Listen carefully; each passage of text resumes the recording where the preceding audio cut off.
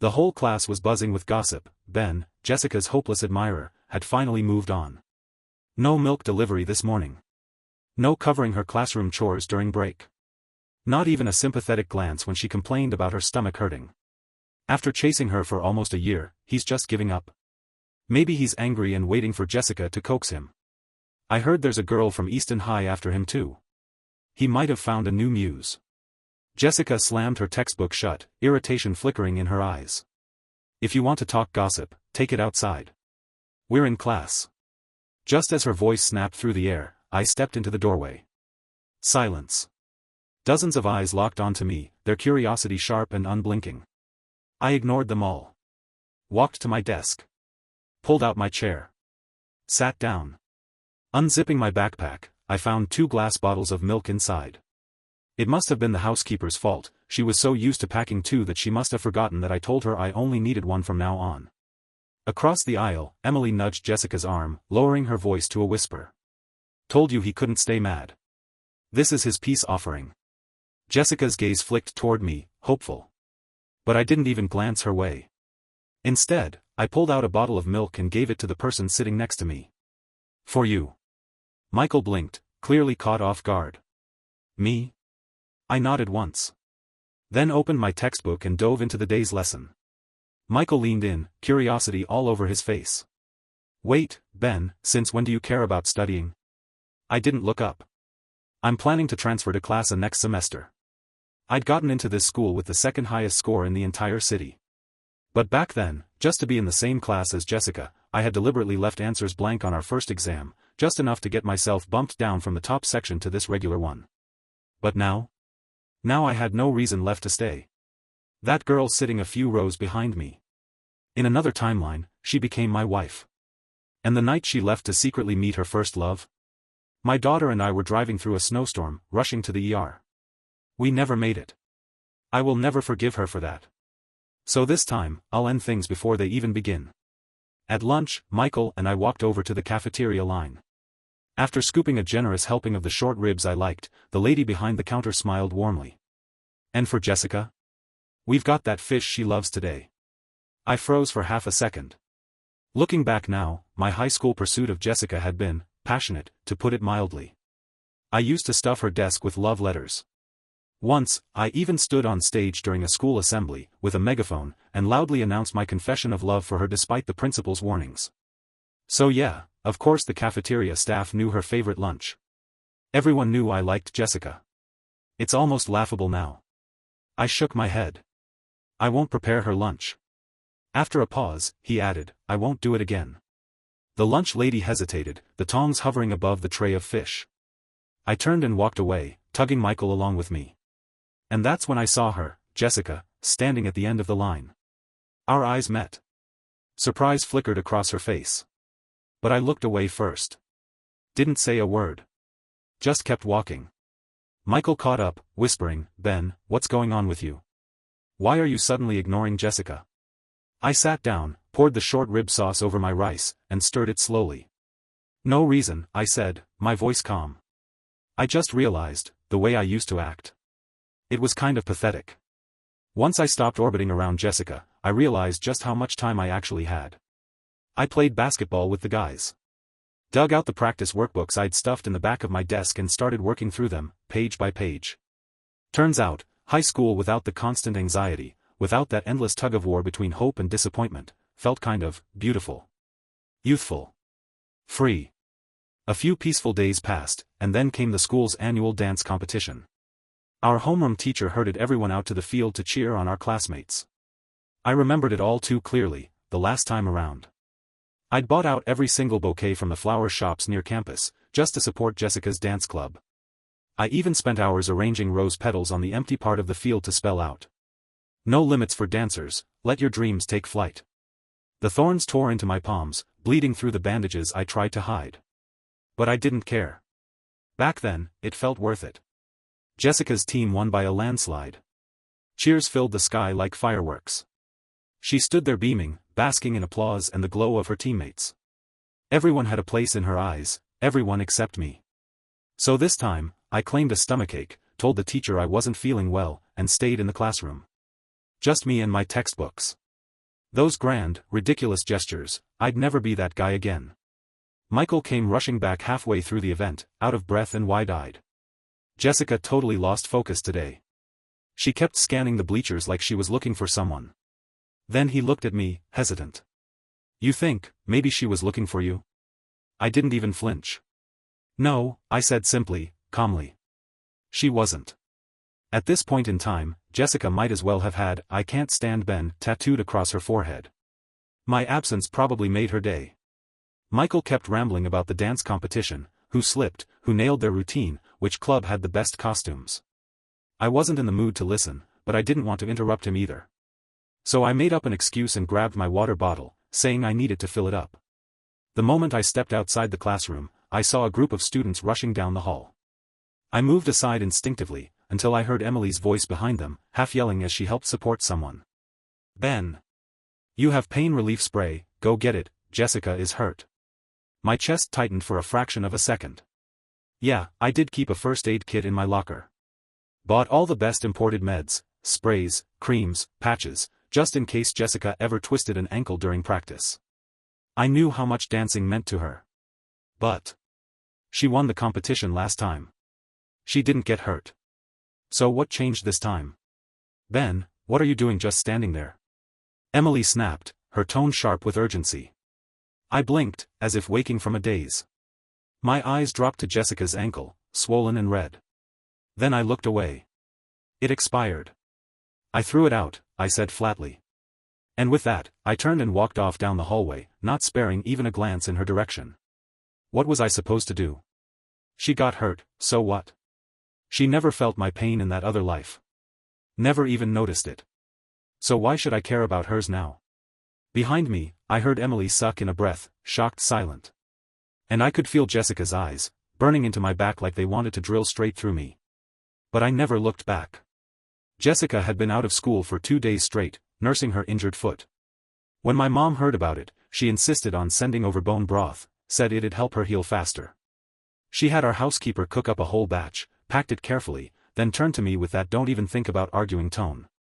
She's like family, Ben. I watched that girl grow up, she said, arms crossed. You're taking this over to her, and I don't want to hear another word about it. I tried. Really, I did. Told her I didn't want to go.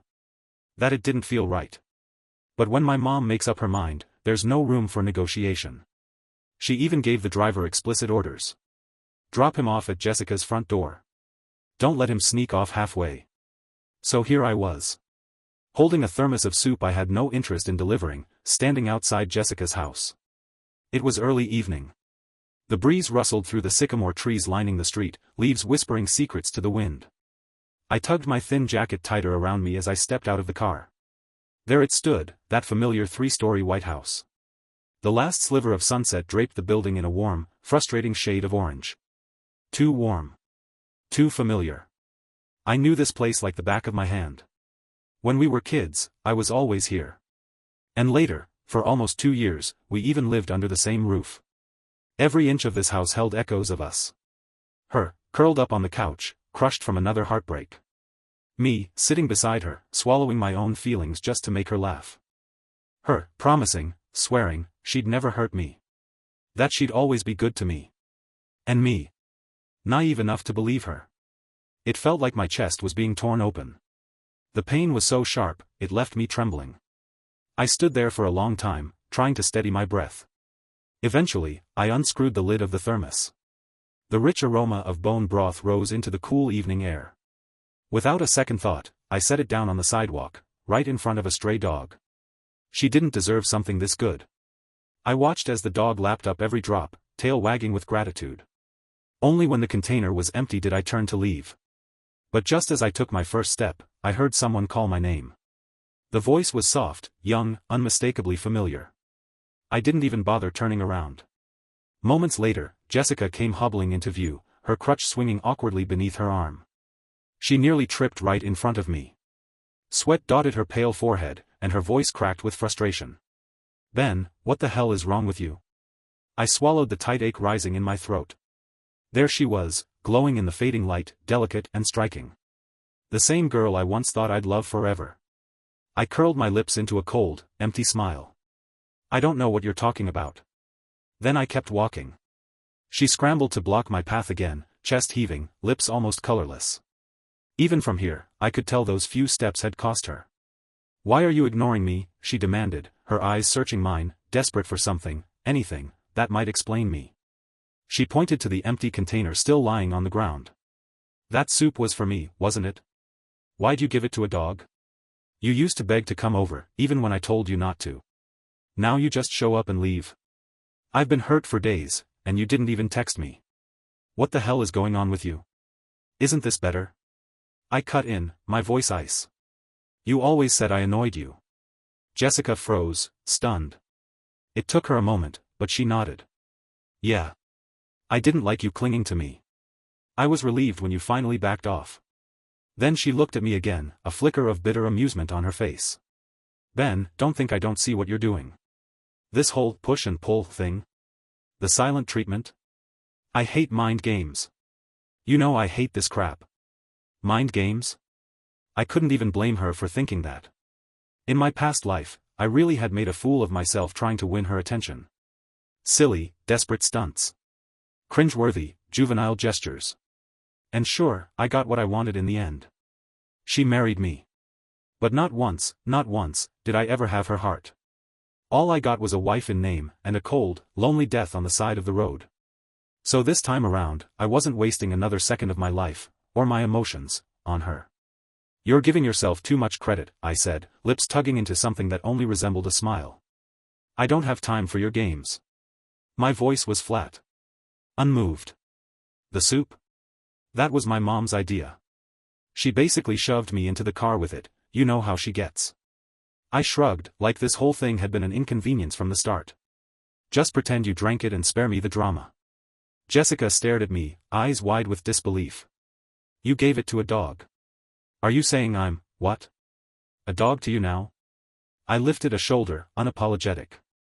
I can't help it if you think so. And with that, I turned on my heel and walked off, not sparing her another look. Seeing her in class every day already pushed me to my limit, this confrontation was more than I needed. But just a few steps down the sidewalk, something whizzed past my shoulder. The thermos hit the ground with a dull, metallic thud, bouncing once before rolling to a stop. Then her voice, sharp, furious, cut through the dusk behind me. I don't want your damn soup. Since the soup incident, Jessica and I hadn't spoken a single word to each other. I stopped involving myself in anything related to her. No more chasing, no more trying to win her over with awkward persistence. I pulled every ounce of attention away from her, and threw it into my studies. All I wanted now was to get back into Class A as soon as possible. Once I was in Class A, I wouldn't have to see her face every day. And 2 years from now, when college applications rolled around, I wouldn't make the same mistake I did in my last life, deliberately staying in her city just to keep orbiting her world. Watching her break up and make up with her first love over and over, like some sick emotional merry-go-round. Not this time. This time, I'd be gone. Far away. Preferably on opposite coasts. And we'd never cross paths again. But truth be told, high school coursework felt a lot harder this time around. So I asked my mom to find me a tutor. Out of all the candidates, I picked someone from our own school, someone in Class A. Evelyn. She was the one who'd ranked just above me on the entrance exam. Brilliant. Unshakable. The kind of person who made excellence look easy. Our first conversation was short and to the point. I want to improve my grades as fast as possible and get back into Class A, I told her. Her reply? Leave it to me. And just like that, we started working together. I'd collect problems I couldn't solve and bring them to her during breaks. Sometimes after school, we'd hit up a nearby fast food place and study there until it got dark. Naturally, that didn't go unnoticed. Soon enough, a new round of gossip started circling the school. Apparently, the Ben who used to drool over Jessica had moved on. That I was now using studying as an excuse to harass another girl. Evelyn's admirers didn't take it well. And one afternoon after class, they made their move. Cornered me behind the school building. Back off, Ben. Someone like you doesn't deserve to be anywhere near Evelyn. The guy who spoke had a buzz cut and a wrestler's build, looked like he probably specialized in shot put or some other sport that involved throwing heavy things. 3 others stood behind him, not quite as bulky, but each wearing the same hostile scowl. They quickly surrounded me, forming a loose circle. I stayed calm. Evelyn's tutoring me. I'm paying her. She's helping me study. That's it. There's nothing inappropriate about it. The buzz-cut guy scoffed. Tutoring? Give me a break. That's just your excuse to get close to her, right? God, Ben. Do you even hear yourself? He stepped closer, smirking. You were all over Jessica, doing every pathetic thing you could think of to get her attention. And now that didn't work, you're dragging Evelyn into it. You're disgusting, man. Seriously. I'm embarrassed for you. Yeah, you're a total creep. She's never gonna fall for some desperate loser who can't even keep his grades up. Evelyn's got a future, you know? What happens if helping you tanks her GPA and screws up her college apps? You gonna take the fall for that? I stared at them, momentarily speechless. All this, just because Evelyn helped me review a few math problems? And I paid her, for crying out loud. What are we waiting for? The buzz-cut guy growled, stepping forward and ramming his chest into mine. You're not gonna learn your lesson until someone knocks it into you. The other guys rolled up their sleeves, ready to throw punches. And that's when she arrived. What do you think you're doing? Evelyn's voice cut through the tension like a blade. She marched over, grabbed my wrist, and yanked me out of the circle like she had every right to. She was tiny, barely up to the guy's shoulders, with her hair in a neat, bouncy bun and a lightweight backpack slung over one shoulder. But the way she stood, spine straight, chin raised. She radiated authority. Like anyone who touched me would have to go through her first. The moment the guys saw Evelyn, their tough guy act vanished like smoke. Gone was the aggression, replaced with innocent smiles, awkward shuffles, and voices pitched a little too sweet. Evelyn, don't let Ben fool you, one of them said, trying to sound concerned. He's a player. When things didn't work out with Jessica, he started chasing you. Seriously, we're just looking out for you, another added. What if he messes with your grades? He's just trying to date you. We'd never do that, we just care about you. And then Evelyn spoke, loud and clear. Ben is my client. Even I blinked at that. She stepped forward, arms stretched protectively in front of me, and said with firm conviction. I'm his tutor. If you try to interfere with my job again, I promise you'll regret it. Before anyone could recover from the shock of that, she grabbed my hand and marched me out of there without looking back. Once we were past the school gates, she finally stopped and turned to me. Still holding onto my arm, she twisted it gently one way, then the other, scanning me from head to toe. Did they hurt you? I shook my head. She let out a breath. Good. Don't worry about them, she added. I'll handle it. They won't bother you again. Then she hesitated. You're not going to fire me over this, are you? She tilted her head, suddenly a little nervous. Because I swear, no one's gonna tutor you better than I will. I didn't answer right away. Her anxiety spiked. I'll cover your classroom duties, she added quickly. All of them. Until you graduate. She looked up at me, wide, glassy eyes like dark grapes, full of that stubborn sparkle. That light, sweet scent of her, like lychee candy, floated up between us. Please, Ben. I couldn't help it. I laughed. She was so small, and yet she'd stood between me and 4 angry guys like she was invincible. Where did someone like her get that kind of fire? I nodded. In fact, Evelyn was an excellent family tutor. Replace her now? It's not worth the trouble. Her whole face lit up. Okay, I'll come find you in your class tomorrow. If anyone wants to gossip, let them talk about me. The next day during break, just as she'd promised, Evelyn walked into my classroom. Now, Class A students were known for their stellar grades and equally inflated egos. They rarely, never, bothered with anyone outside their academic bubble, especially not with students from our regular class. So the second she stepped in, it was like someone dropped a bomb. Heads turned. Conversations stopped. Every eye locked onto her as she made her way across the room, calm and composed like she did this every day. Without missing a beat, she stopped at my desk, reached over, and casually took the pen from my hand. She glanced at the math problem I'd been struggling with for over 20 minutes. Then scribbled down the full solution across a sheet of scrap paper in seconds. I couldn't help it, I gave her a big thumbs up, grinning. This girl was pure genius. Behind us, Emily elbowed Jessica and whispered. That's her. Evelyn. The one Ben's been hanging around with lately. Jessica let out a sharp snort and turned her head, reapplying her lip gloss with exaggerated precision. But just a few seconds later, she suddenly sat up straight and slammed the toe of her shoe into the leg of my chair. I turned to her, confused.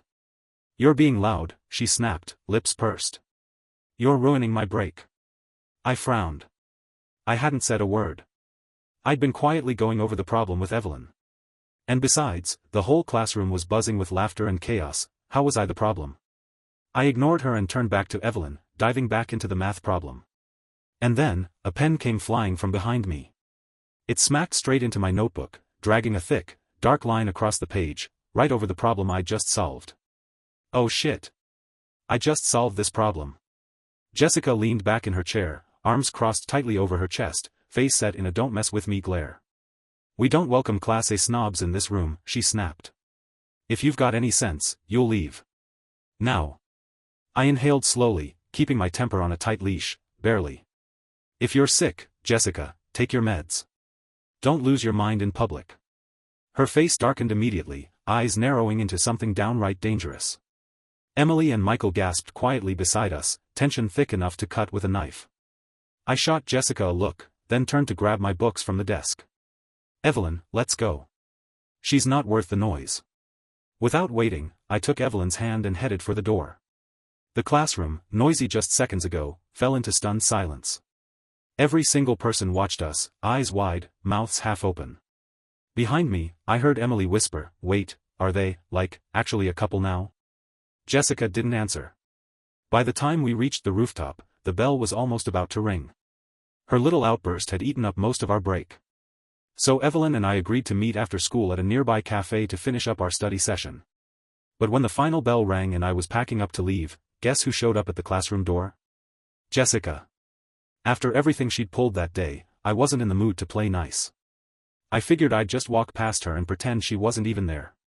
But she stepped right into my path, blocking the doorway.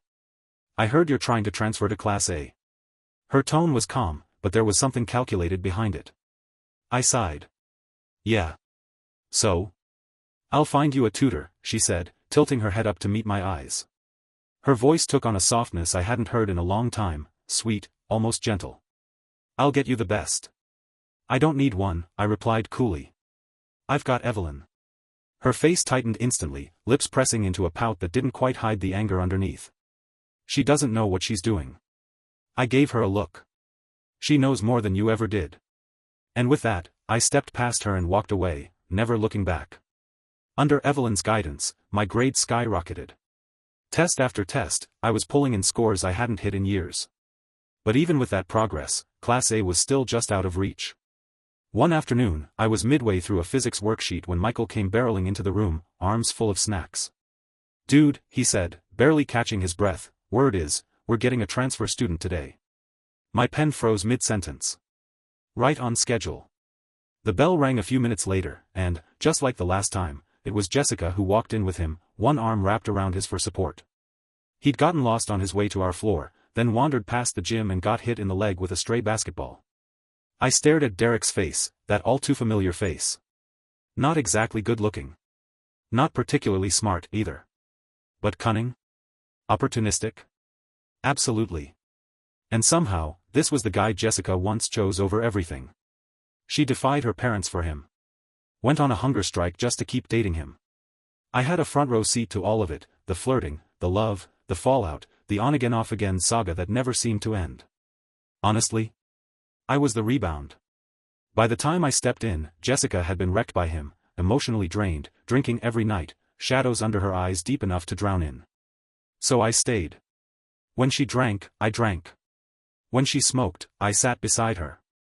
When she couldn't sleep, I stayed up. When she cried, I cried too. When she laughed, God, on the rare nights she laughed, I laughed with her, even when it hurt. Then one night, drunk out of her mind, she reached for my belt. The next morning, she sat in silence for a long time, dazed and hungover. And then she said, "Let's get married." I smiled. Kept smiling. Until I couldn't anymore. Until the tears came.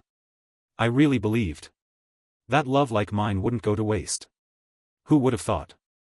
Just 7 months after our baby was born, they were already sneaking around behind my back, going on dates like I never even existed. I was nothing more than a subplot in the grand tragedy of their epic love story. Derek's new seat was placed right in front of mine. I watched Jessica gently help him into the chair, her touch careful, almost tender. He thanked her. She shook her head and whispered, "You don't have to." I quickly dropped my gaze. But it was too late, the burn was already there. My eyes stung, vision blurring as tears welled up and threatened to spill over. In my past life, I'd been too proud to even consider Derek a rival. He was average. Ordinary. No threat at all. But now? Now, all I wanted to do was run. After school, Evelyn showed up beside my desk, holding out a to-go cup with a bright smile. "Ben, your favorite coffee." It was almost funny. She was my tutor. Technically, I was supposed to be the one treating her, books, snacks, whatever she needed. But Evelyn was always the one bringing me stuff. She said it helped me study better, work-life balance, she called it. I looked at the coffee and shook my head. "Evelyn. I want a drink. Something stronger." So we ditched the books and walked to the night market behind the school, grabbed a couple of beers and a pile of grilled skewers. Ever since I'd committed to getting serious about school, every time we hung out, it was about test prep or practice exams. This was the first time we did nothing. We didn't talk much while we ate. She went to town on the skewers, chewing like her life depended on it. I just kept drinking, one beer after another. By the time the food was gone, I could barely stand. She moved to help me, arms already reaching for mine. "I'm good," I slurred. "Oh, come on," she waved me off. "I ate so much food so I could have the strength to drag your drunken body home." Before I could protest again, she'd already hooked one of my arms over her shoulder and wrapped her other arm around my waist, like it was the most natural thing in the world. Her body was soft and warm, too small to be supporting the full weight of a guy my size. But she held on anyway. Something about it made my chest ache and my lips twitch, caught between a laugh and a lump in my throat. She was so gentle. So kind. So her. "Ben," she said softly, "you should try to be happy." She didn't force the words. She didn't pressure me to talk. She just stayed beside me in silence, step after step, holding me up even when I didn't say a thing. And when she finally spoke, it was barely a whisper, but it broke something open in me. My eyes burned again, the tears threatening to fall for reasons I couldn't explain. I let her guide me, one arm wrapped around her shoulders, my body heavy against hers. But my heart? That was heavier. Because there was no one I could tell the truth to. No one would ever understand the weight of living two lives. The grief of remembering pain no one else had caused, yet. I should have hated some people. I had every reason to hate them. But in this timeline, they hadn't done anything, yet. They were still innocent. And I had no right. Evelyn carried me the whole way, without a single complaint. When we were just a block from my house, I let out a long, quiet breath. "Evelyn," I murmured, "this lifetime. I'm letting myself fall apart just once. Just this once. After that, no one gets to make me cry again." "Ben," she replied gently, voice like a breeze at the end of a storm. "If you want to fall apart, then do it. I'll put you back together." She smiled as if it was the easiest promise in the world. "I'm smart, remember? I don't have to study much. I've got plenty of time." Something warm broke through the weight in my chest. I didn't say anything. Just smiled into the darkness. The exams were getting closer. I pushed myself harder, pouring everything I had into studying. If I wanted to get into Class A, I had to earn it. One afternoon during study hall, I was scribbling through Evelyn's carefully marked notes when something smacked my arm. A crumpled ball of paper. I looked up. Derek. He gestured toward Jessica behind me, mouthing, "Pass it to her. Please." I stared at the paper, irritation crawling up my spine. The interruption alone annoyed me, but what really got under my skin was how familiar this all felt. Déjà vu. In my last life, I used to watch Derek and every other guy who tried to get close to Jessica with nothing but suspicion and resentment.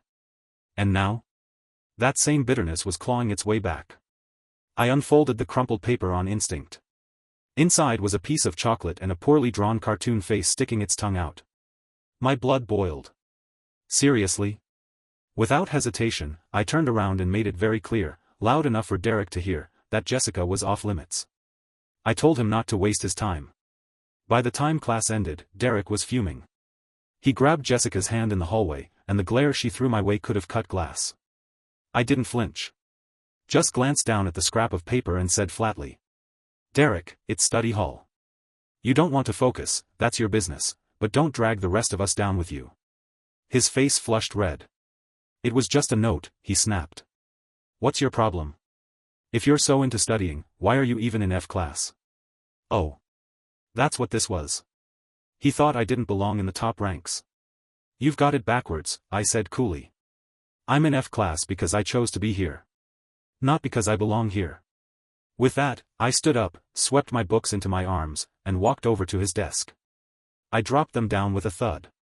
You like passing notes so much? Great. Let's trade seats. Sit in the back, you'll have all the freedom you want. Derek's fists clenched. Why are you picking on me? I wasn't trying to steal Jessica. I just wanted to thank her, okay? So he'd heard the stories. He knew I'd once been the guy chasing Jessica like a fool. This note wasn't a message. It was a move, a calculated jab meant to get under my skin. Too bad it didn't work. First, I said, voice steady, you can go after whoever you want. It's none of my business. Second, I just made your life easier. You should be thanking me. Then I reached down, grabbed him by the arm, and pulled him up from the chair. I sat down in his place without waiting for a reaction. Truth was, I'd had enough. Sitting behind the two of them every day, watching their little dramas unfold like I didn't already know how it would all end. It was exhausting. At least now, I didn't have to watch it in surround sound. And honestly, I hoped they stayed together. Let them ruin each other for a change. Across the room, Jessica, who'd been half absorbed in fixing her makeup, suddenly looked up. Her brows drew together the second she realized I'd switched seats with Derek. Ben, she said, narrowing her eyes. What's that supposed to mean? We hadn't spoken since the day she offered to find me a tutor and I turned her down flat. Frankly, it had been a peaceful stretch of silence. I turned toward her with a cool smile. Just doing you a favor. No need to thank me. Her expression soured instantly. Derek, sensing the tension, picked up the crumpled paper again, trying to play the part of the peacekeeper. Sorry if I caused trouble, he said with that practiced wide-eyed innocence. It's all my fault. I'm new, and I made Ben mad. Then he turned to Jessica. I noticed you didn't eat breakfast, want a piece of chocolate? She was still fuming, clearly not in the mood for his kindness. She slapped the paper out of his hand. I hate sweets, she snapped. You should know that. Derek froze, jaw tightening ever so slightly as he watched the candy hit the floor. I, on the other hand, didn't care to witness the start of their tragic romance sequel. I turned my attention back to my desk and kept studying. A few minutes later, the bell rang. I grabbed my cup, planning to head out for some water. Before I could move, Derek snatched it from my hand. He wore that same saccharine smile. Ben, I'm really sorry about earlier. It was my fault, I shouldn't have said what I did during study hall. Let me make it up to you. I'll get your water, okay? No need, I muttered. But if you won't let me help, does that mean you're still mad at me? Do you hate me? God. Talking to this guy was exhausting. He kept going. I just want to be friends, that's all, he said, bouncing the cup slightly in his hand. Don't worry, I'll be quick. And with that, he bolted out of the room before I could stop him. Michael watched him disappear down the hallway, eyebrows raised. Is he okay? I shrugged. Beats me. About 5 minutes later, Derek came striding back into the classroom, holding the cup like a trophy. Here, Ben, he said brightly. I reached out to take it, but just as my fingers grazed the handle, he let go. It was as if he had accidentally tilted the bottle towards him. The steaming water poured straight from the tilted cup, splashing directly onto Derek's hand. He yelped in pain, jerking back dramatically. Ben, he cried out. I was just trying to be your friend. Why can't you forgive me? His voice echoed through the room, immediately drawing the attention of everyone around us. I mean, seriously? What 16-year-old pulls this kind of manipulative, melodramatic stunt? I used to think there must be something deep about Derek. That maybe, despite the shabby background and unimpressive grades, he had some kind of hidden charm that had Jessica falling for him so hard. But watching him now? This was it? I was just about to say something I wasn't going to sugarcoat, when Jessica suddenly rushed over. What happened? Where did it burn you? She asked, voice sharp with worry. Derek lifted his hand, skin already turning red. I'm fine, he winced. Don't be mad at Ben. I'm sure it wasn't on purpose. But she didn't even look at him. She brushed right past him and came straight to me. Took my hand without asking. Turned it over. Checked both sides carefully. Compared to Derek's scalded hand, I had a few red dots at most, barely more than splashes. Her eyes flared. Are you blind? She snapped at Derek, her tone furious. You can't even carry a cup of water? The whole room went silent. Even Derek looked stunned. And honestly? So was I. Next thing I knew, Jessica had grabbed my arm and was dragging me to the nurse's office. The nurse took one glance and said, if you'd waited any longer, this wound might have healed on its own. Jessica cleared her throat and turned away, pretending to examine the posters on the wall. We didn't speak on the way back, just walked, one behind the other, steps awkwardly out of sync. Right before we reached the classroom, she broke the silence. Ben, change your seat back. I slowed, looked over my shoulder. Why change seats? A beat of silence. Then another. And just before we crossed the threshold of the classroom, she said it, quietly, almost like she didn't want to be heard. I take back what I said. About hating you. Another pause. My birthday's in 2 days. Everyone from class will be there. Will you come? It was on Jessica's birthday that I found out she was pregnant.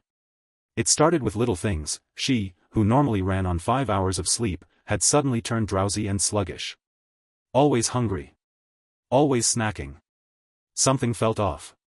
So I bought her a pregnancy test. She waved me off like I was being ridiculous. Said it was impossible. Then went on with her usual routine, clubbing till late, piling on makeup, skipping meals, dancing in stilettos like nothing had changed. She didn't care. But I did. So I drained the water from the toilet, quietly tested the morning urine she forgot to flush. 2 lines. I nearly burst with joy. I ran out and bought a small gift box, placed a pair of tiny baby socks inside, wrapped it in soft paper. To me, it was the best birthday gift we could ever receive. She was carrying our child. She was willing, I thought, to create life with me. And I was ready to give her everything. A home. A promise. A lifetime. Even my life. But the truth? The truth shattered me. Much later, Derek let it slip, casually, cruelly, that Jessica had come to me that day to break up. The baby was an accident. She hadn't wanted it. And worse, she didn't even know whose it was. If it was Derek's, she was overjoyed. If it was mine, she was disgusted. Unfortunately for her. It was mine. Memory's a cruel thing. I rubbed my temple and said flatly, I can't come. I've got things to do. Behind me, she stopped walking. Her voice was sweet, laced with playful softness, almost coaxing. It's at the old vineyard, you know, the one we used to go to. I'll wait for you, Ben. There's something really important I want to tell you. And that's when it hit me. Jessica and Derek were the same in one way. They never heard what you said. Only what they wanted to believe. I didn't answer her. Just walked back into the classroom. And 2 days passed in the blink of an eye. By the time Jessica's birthday rolled around, the whole class had gifts ready for her. Emily brought a delicate snow globe. Michael, in true Michael fashion, dropped a pack of crunchy ramen noodles into an empty gift box. He handed it off with a smirk. Considering how she used to treat you? This is more than generous. I chuckled under my breath. Out of the corner of my eye, I watched Derek slip a hair clip into a plain paper bag, no tag, no brand. The kind of thing you find at a dollar stand near the bus stop. What he didn't realize was that Jessica never wore anything that wasn't designer. Luxury or nothing. But I said nothing. I went through the motions, took notes, did my assignments, stayed focused. At the end of the day, while the rest of the class piled into the fancy shuttle Jessica's family had sent, I slipped away from the crowd. Alone, I walked to a quiet intersection no one else ever passed. From my pocket, I pulled out a paper airplane I had folded earlier. Struck a lighter. Watched it catch. The flames curled around it slowly, then all at once. This time around, I had walked away before it got too late. Cut ties. Saved myself. Built a different life. And I was doing fine. Really. My future looked okay. But there was one thing, one weight I still carried. The child. The one who had died in a crash, unloved by his mother. I watched the fire eat through the last corner of the plane and whispered in my head. If I ever find love again, if I ever have the chance to build a family, come back to me. This time, I'm strong. This time, I'll protect you. I went home that night, curled up under the blanket with a book. Rain began to drum against the windows, a steady, soaking rhythm. At midnight, my phone lit up. Jessica. I turned it off without answering. Somewhere in the middle of the night, my mom came in and gently shook my shoulder. Ben, she whispered, Jessica's outside. In the yard. I glanced at the clock. 3 a.m. The rain hadn't stopped. I got up. And stepped outside. She stood in the rain, hair plastered to her cheeks, eyes glossed over with mist. The first thing she said when she saw me was, "Why didn't you come?" I held the umbrella steady, standing 5 or 6 steps away from her. Didn't move. Didn't intend to. The umbrella was small. Too small to share. I never said I would. Jessica closed her eyes and took a long, shaky breath. Fine, she murmured. Doesn't matter. When she opened them again, she turned toward her car, retrieved a cake box, and walked back. Holding it out like a peace offering. Come blow out the candles. I didn't move. Rain trickled from her hairline, down her chin, soaking through her jacket. Her lips had turned a bluish purple from the cold. And yet, I felt nothing. No instinct to reach for her. No urge to pull her under the umbrella. Just a hollow, steady calm. She met my eyes. And when all she saw there was indifference, her smile faded. Ben, she whispered, let's say I give up. You win, okay? Just, don't treat me like this. Please. Forgive me. Talk to me. I glanced down at the cake in her hands. In the past, I would have been the one baking it. Choosing decorations. Writing her card. Setting up the party lights, the candles, the music. I never wanted much in return, just the hope that she'd be happy. I didn't know why she'd changed this time around. Why she suddenly cared about me. But whatever it was too late. Jessica, I said, my voice level, you don't get it. I don't like you anymore. She blinked. I don't just not like you, I added. I don't even want to be friends. She stared at me, stunned. What? I switched seats with Derek to get away from you. I'm trying to get into classes so I won't have to see you every day. I know I liked you once, and maybe that made things weird. That was my fault. And I've fixed it. Jessica shook her head, frantic. No. No, Ben. That's not it. I like you, I realized that the moment you started ignoring me. I was going to tell you at the party. I had everything planned, flowers, fireworks, a 3,000-word letter. Too late. Or maybe, I thought, I'm just not the kind of person who forgets. You hurt me once, and I remember. Jessica, I said, final and quiet, this is it. Don't come looking for me again. Our story ends here.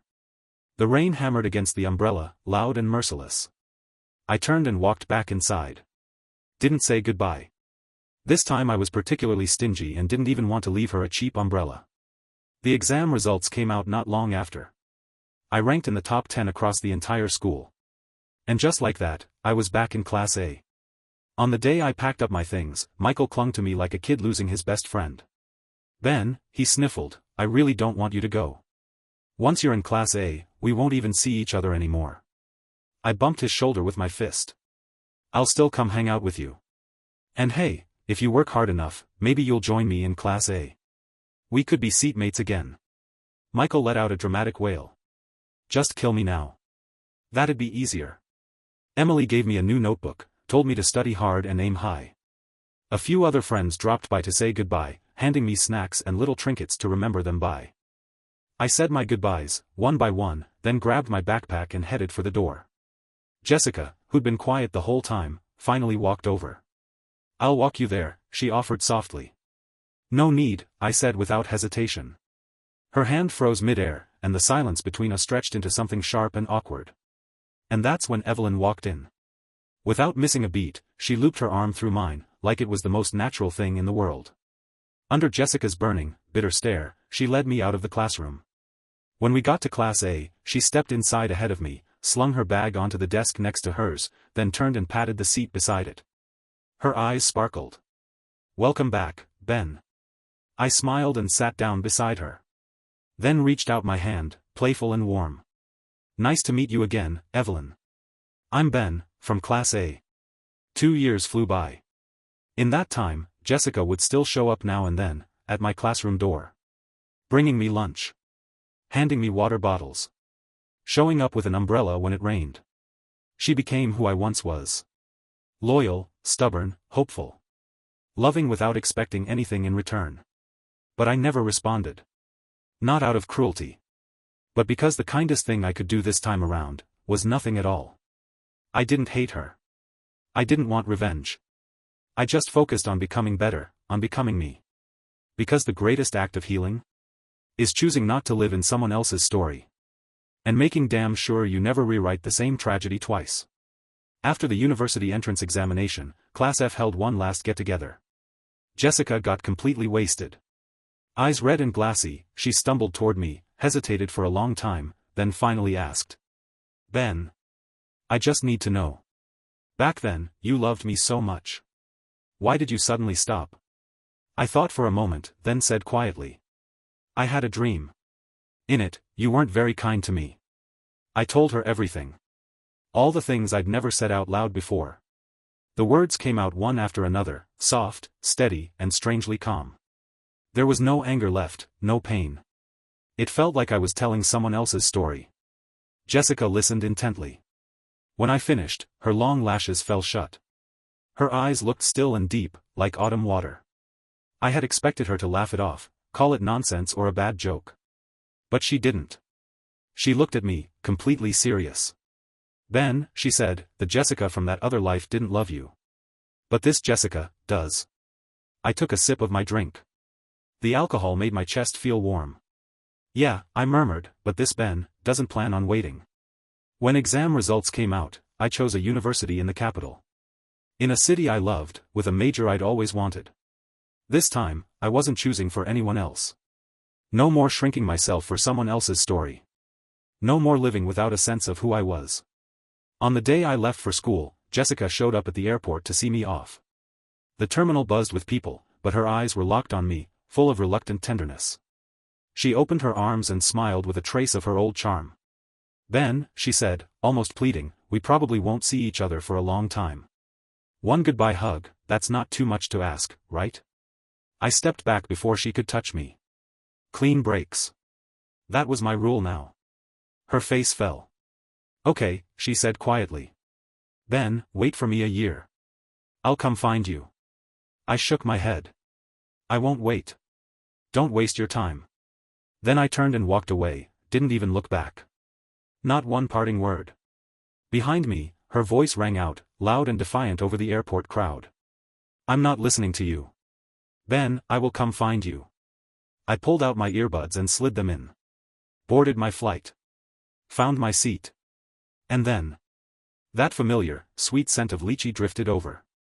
I turned my head. There she was. Evelyn. Bright eyes. Soft smile.